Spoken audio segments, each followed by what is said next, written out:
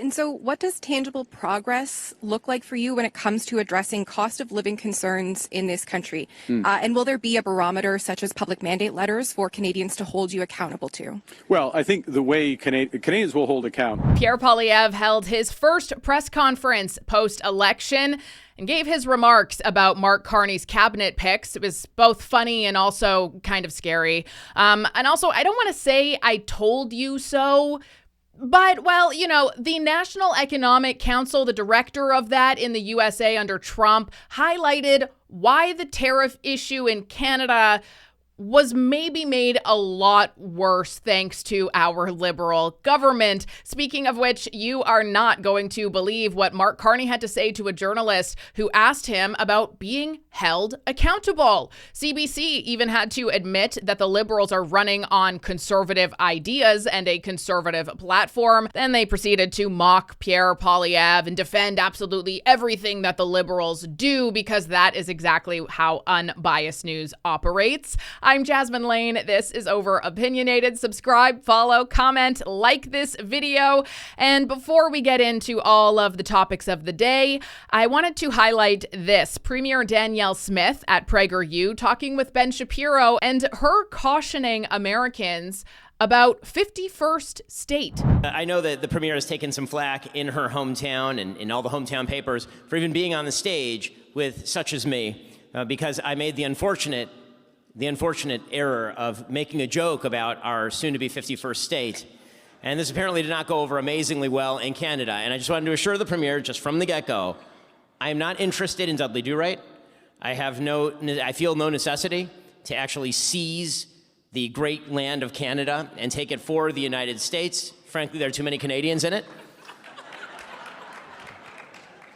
And Canada is, in fact, an excellent ally to the United States. We'll get into that in a little while. I want to start. And if I may, I mean, I come in peace. I am here to make peace with your people.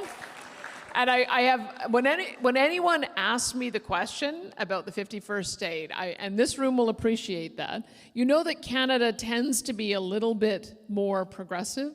That would be like adding another California to your electoral system. And you would never have a Republican president in the White House again. So I would just caution you that it's probably best for us to just stay friends. And friends should never move in together, but we can still be very, very good friends. Absolutely. Greenland is still on the table. Yes on Greenland, maybe Cuba.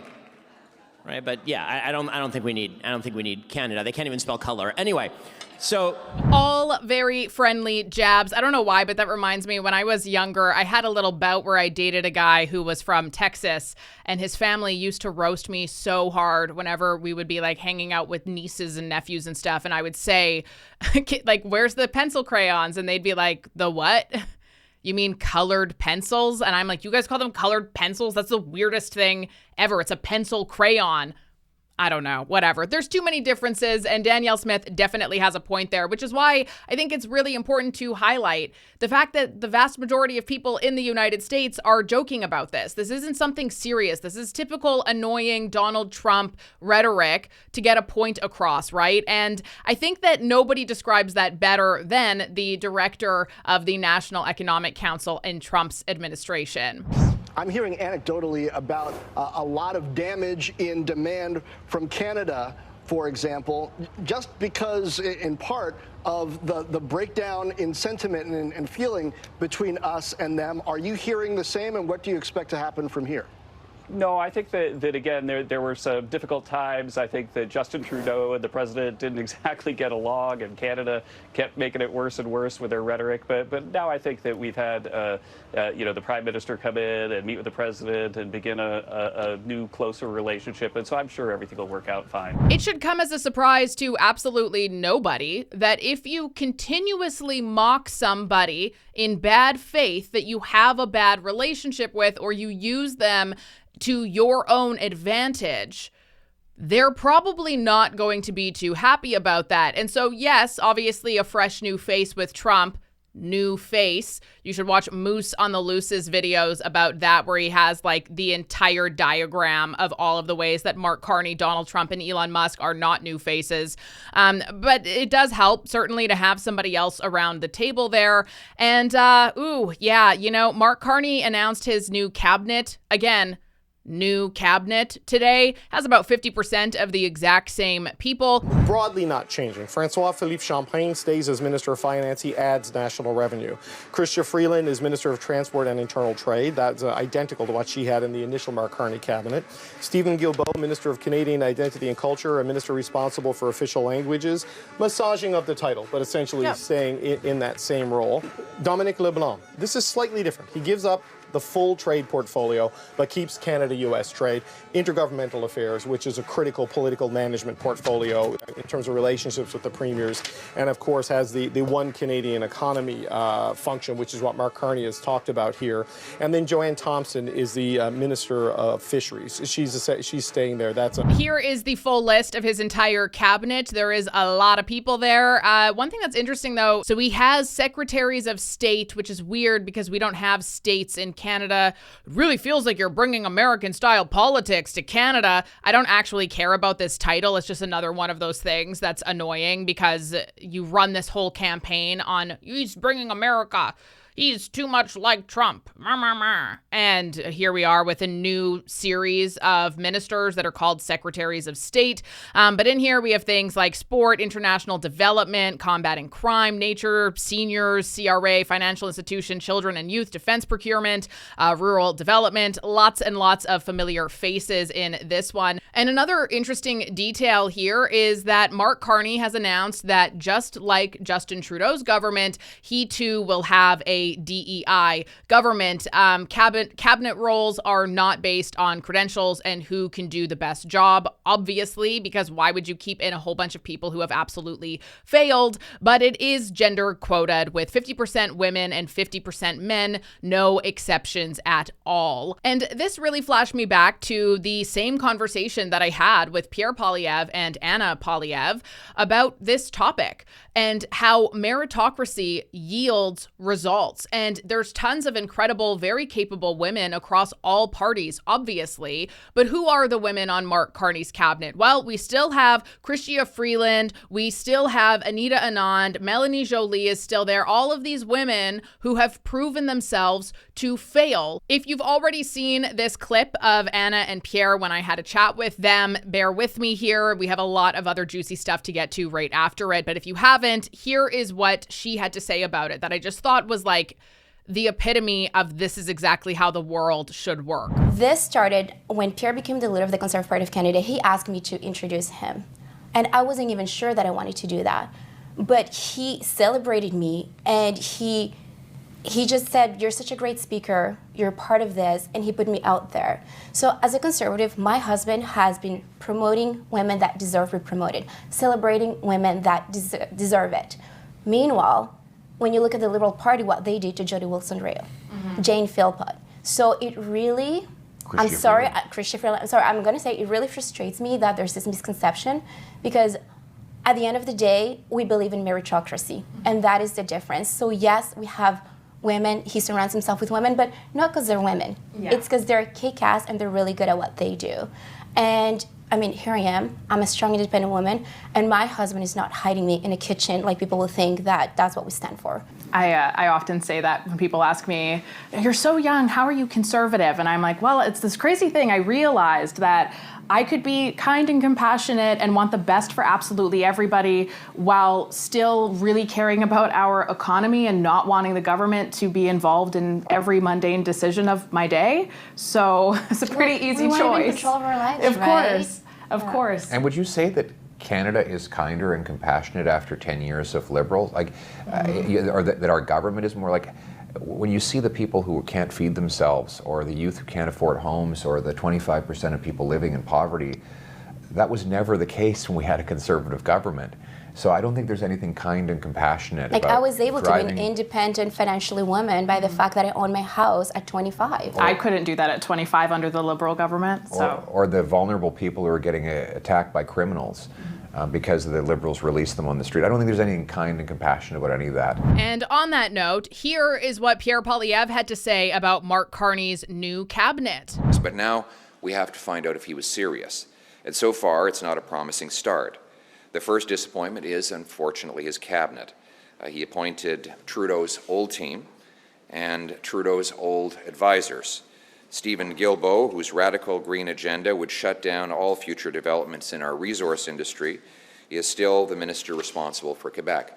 Sean Fraser was the immigration minister who caused the immigration crisis, the housing minister who gave us the housing crisis, and now he's the minister responsible for addressing the Liberal crime crisis. It seems like he is the master at failing upward. Chrystia Freeland, who as finance minister hiked capital gains tax and carbon taxes and massively grew our debt to the point where we now spend $1 billion a week on interest, stays in the cabinet. Then there's Gary Anadesangari, the new Minister of Public Safety, who said the actual crimes, the actual issues around bail are quite sound, and they are embedded in, codified in law right now, as in to say that there's nothing wrong with the system. Well, in fact, there's everything wrong, as we see from the growing crime wave on our streets. Then there's François-Philippe Champagne, Trudeau's Minister of Everything, who never really managed to do anything. And he did it very loudly. But nice guy. I'll give him credit. He's a nice guy. But he was the Minister of Industry, during which we had the worst economic growth of any country in the G7. And now he's in charge of the budget. Then there's Joly, LeBlanc, Haidu, Anand. Anand was the president of the Treasury Board, during which time the bureaucracy and the consultant bills blew out of control. In all, 14 Trudeau ministers are now in Carney's cabinet. It's more of the same when Canada needs real change. Even the new additions are problematic. Gregor Robertson was the mayor of Vancouver, who pushed for total legalization of hard drugs, distribution of tax-funded opioids. During his time there was a 600% increase in overdoses. Now he's the housing minister. Well, what's his record on housing? Well, he increased housing taxes in Vancouver by 141%, and the result was that housing costs went up by 149%, more than doubling the costs and giving Vancouver, his city, the most expensive housing prices in all of North America. Now, Mr. Carney puts this gentleman in charge of housing. If this is the new blood that Mr. Carney is bringing into the cabinet, then sadly for Canadians, nothing is going to change, and the role of the Conservative Party will be more important than ever. And while there is nothing that is certain about politics, in Canada, there's actually this one shocking detail that you can bank on every time, and that is the fact that Mark Carney just allocated just under $200 million to the CBC to ensure that he is viewed in the best light ever. So enjoy. And that he says he wants the country to succeed. He then spent the next 15 minutes talking about all the ministers who were there previously and the things they did to ruin the country, naming particularly Sean Fraser and Stephen Guilbeault, taking some questions about how he will approach things inside the House of Commons, but overall, it started out in one tone and finished in another. That's all I'll say, because he leaned into attacking the people that he thinks still don't represent change, are still more of the Trudeau government, and particularly don't represent the things that he thinks Canadians want right now. Yeah, cabinet is broken, is essentially what he said, right? It's no longer Canada's broken. He's saying this cabinet is not change. A style and approach from Mr. Poilievre, Rosie, that would suggest it's almost as if he won the election rather than lost the election and lost his own seat.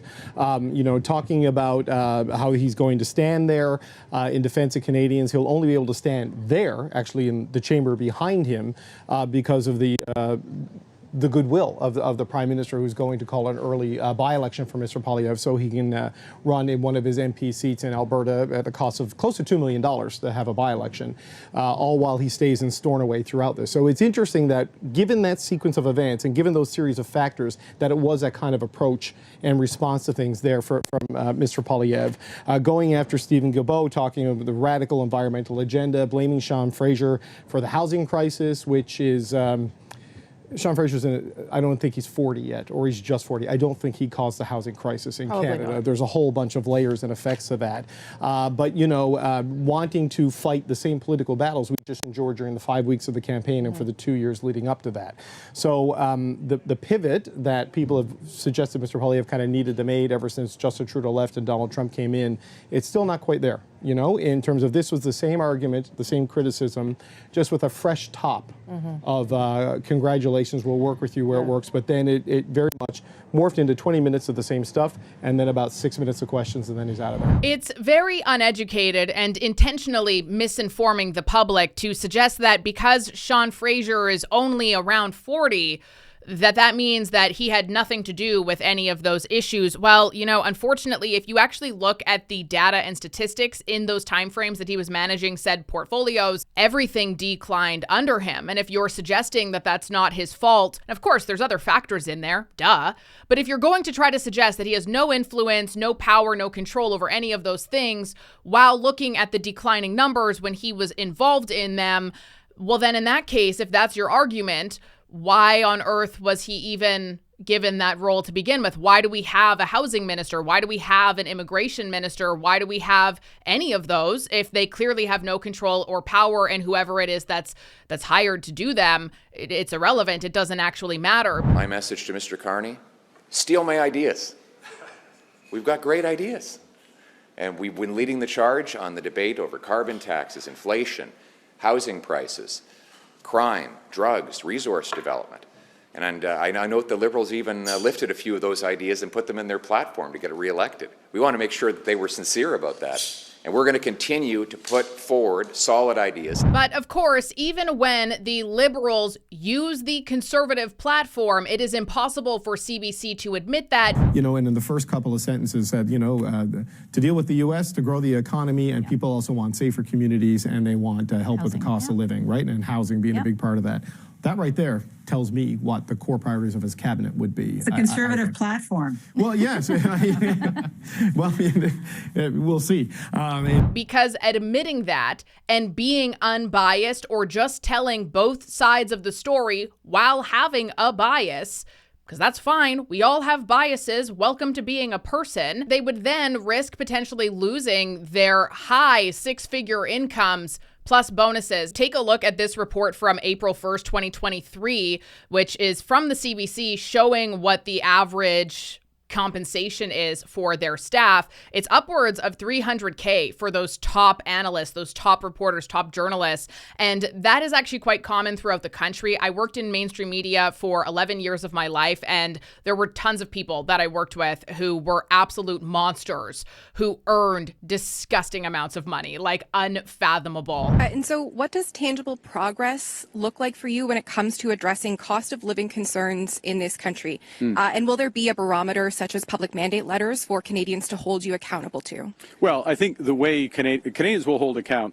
by their experience at the grocery store, when they're paying their electricity bill, when they or their children are looking for a place to live. So it will be their experiences how they will they will form those judgments, and then of course accountability comes at the ballot box.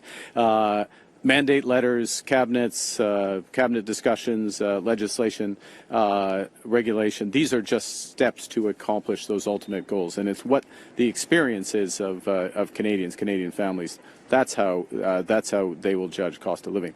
Cool. So I guess we're just as screwed because Canadians were doing that before, and then you manipulated a whole bunch of people in order to lie and convince them to vote a certain way. And of course, you used CBC and other state-funded propaganda machines to to ensure that we would be in the exact same situation as per usual. So that's just awesome. No accountability yet again, other than, oh yeah, you're going to hold us to account by what you see at the grocery store, which has already been too high, that you've already been complaining about ongoing increasing for the last decade.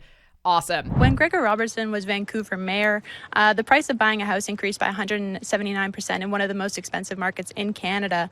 Why do you think someone with this track record should oversee the housing file? Is this a signal from you that you don't think housing prices should go down? You would be very hard pressed to make that conclusion from everything I've said and what our priorities are. We have a strong view on housing, a very clear policy, a policy developed with a number of members of the team, including with Mr. Robertson, and I'm thrilled that he is in the new role because he brings the type of experience that we need to tackle some aspects of this problem. One of them is how the federal government can help get municipal costs and municipal regulation costs down and regulation out of the way so that more houses can be built. Ultimately, a housing crisis, and it is a crisis, is ultimately solved by supply. We can do things to help with affordability at the start, which is why we have the GST cut, but ultimately it's a question of supply. And as I think you know, Julie, we have very aggressive objectives on supply, the doubling of the building of supply across Canada. We're going to have to change how we build. And a lot of that expertise, it's not exclusively, but a lot of it is actually been developed in British Columbia. Minister Robertson is very familiar with it. We're going to incorporate that, but in a pan-Canadian strategy to really drive this. Thank you. Next question. You'll hear a lot more about it over time. And if you were fooled into thinking anything would be different, Danielle Smith certainly opened your eyes just a little bit more. As we know, she had met with Mark Carney a couple weeks back, and, she gave him the benefit of the doubt and said that, I have hope. I have hope that things can change.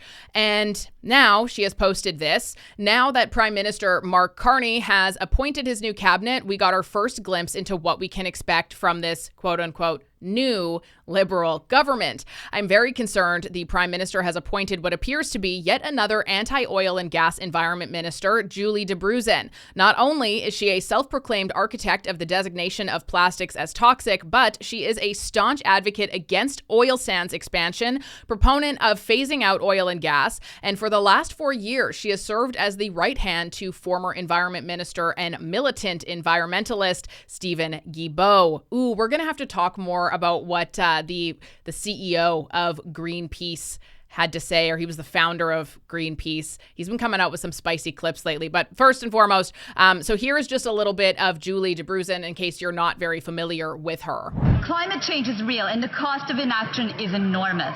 It is disappointing that while climate change is having a real impact on the health and well-being of Canadians, the Conservatives still don't have a plan to protect our environment. If you don't have a plan on climate change, you don't have a plan for the economy or for the future. Can the Parliamentary Secretary for the Minister of the Environment please advise this House what actions our government is taking to fight climate change? Honourable Parliamentary Secretary. The member for question and for her continued advocacy to protect our environment. As of today, it is no longer free to pollute in Canada. Mr. Speaker, the great news is that in her province, 8 out of 10 families will actually be better off as a result of the climate action incentive that they will claim on their taxes each year.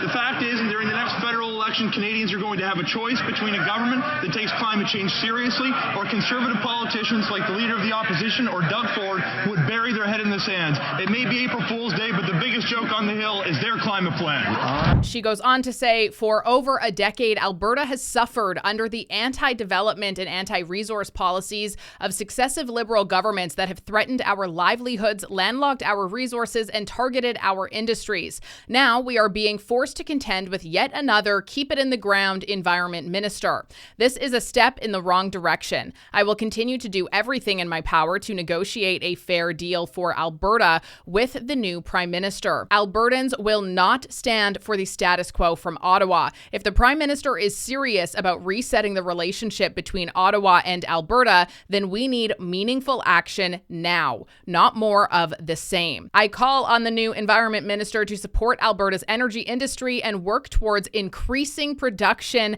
and market access for our resources.